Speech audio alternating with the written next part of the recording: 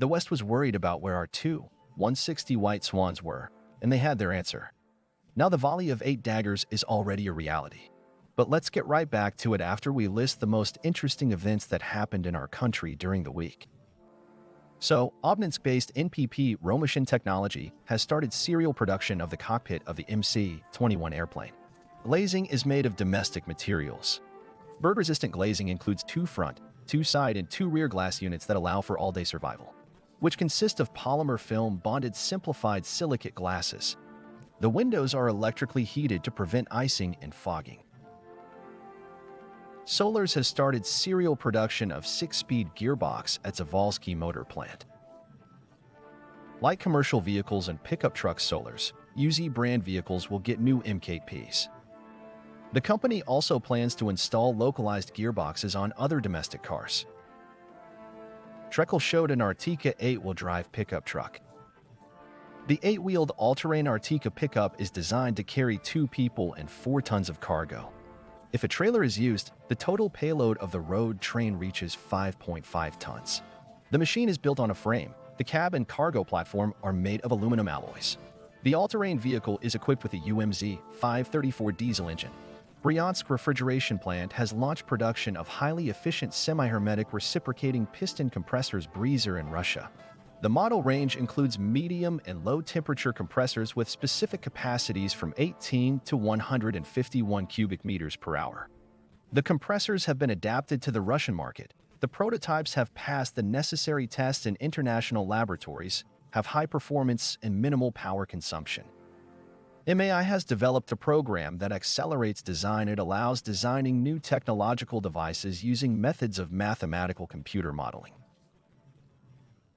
The program allows a virtual environment to build and test a sample, which saves time and money on debugging physical products. Scientists at the South Ural State University have invented and manufactured a motor wheel for electric cars, which are smaller than their analogs by about 25%, as well as more economical by 20%. For the first time in Russia, scientists managed to solve the problem of speed range with smaller motor wheel dimensions. A motor wheel of this design can be used in the manufacture of electric cars and trucks. Key Systems and Components Group launched production of Intercar high-voltage connections in Tver. MVS are designed to connect high-voltage trunks of adjacent locomotive traction cars and provide their electrical equipment with high-voltage voltage. The planned annual output is more than 17,000 units. Agromarsh Company has presented a new crawler tractor 110TG, which is a continuation of the well-known Model 90TG.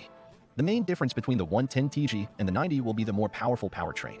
The tractor is equipped with a proven and reliable 6-cylinder engine D260-8S2-850 with a rated power of 98 horsepower.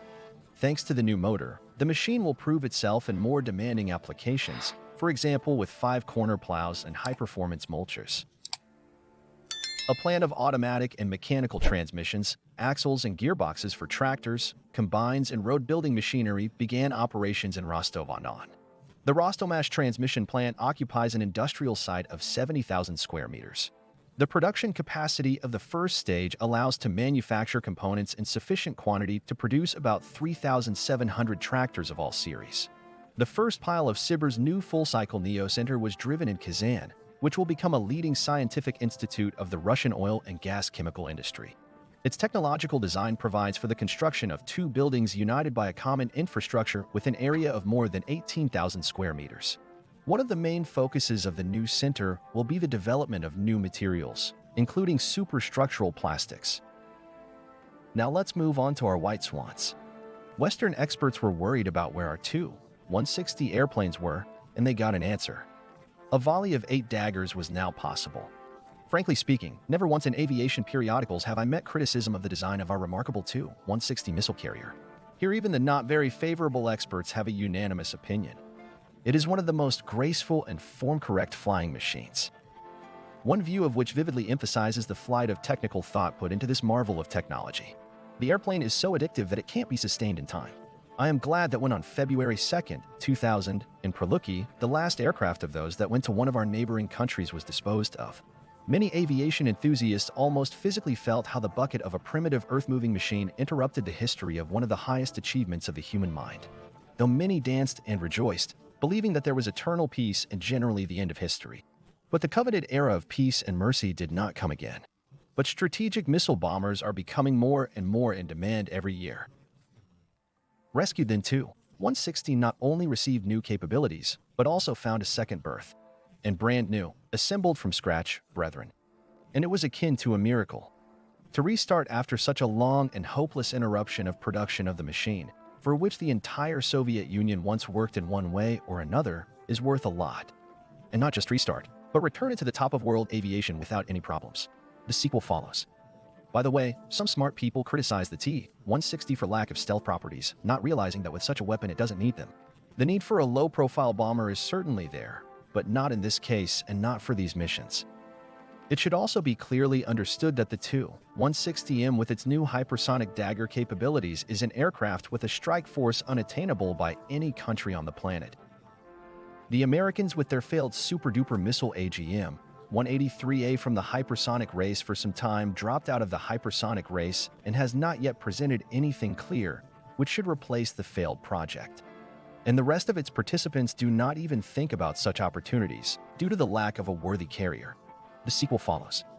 So the four polished and polished white swans in Kazan are not just beautiful, but also a whole set of trump cards in geopolitical preference. It's not without reason that the Supreme himself decided to go for a ride, just like in the old days. The gesture and the message are quite clear and meaningful. In addition to Dagger's Tu-160M, Tu received other new weapons. First introduced by Kim Jong-un, chairman of the State Council of the DPRK. The North Korean leader familiarized himself with these missiles during a September 2003 visit. Thanks to the particular popularity of North Korea's first face on the non-Western internet, the global South, followed by the rest of the world, quickly became aware of the novelty. The XPD missile refers to a rare and scarce type of air-launched strategic missile. Its range is close to intercontinental inventory ballistic missiles, with the only difference being that the CBR is capable of maneuvering and changing direction in accordance with the flight task embedded in its electronic brain. As a rule, this assignment involves attacking a potential adversary through areas poorly fortified with air defense missile defenses, for no world state has a solid umbrella. For example, Great Britain, such a direction is considered to be the West Coast, where no missile defense positioning area is envisaged. In the US, the problematic and thin spot is commonly referred to as the Southeast Coast. Due to the range of XPD up to 8,000 kilometers, the Tu-160M2 has the ability from the polar regions to keep under the crosshairs of a selected area of the territory of a potential enemy. Deprived of serious air defense, and a powerful strike can come from absolutely any direction. Here's the only known shot of the new missile for the Tu-160M HBD. In general, to update the appearance of the Tu-160M and strike means received fully consistent with its status. So those NATO experts who lost sight of him at the beginning of last year were not worried in vain. Modernization, as the video makes clear, is ahead of schedule. And there is every reason to think that all the white swans, not counting those that are currently being built from scratch, will be in operation sooner than by the end of this decade, as stated in the state program.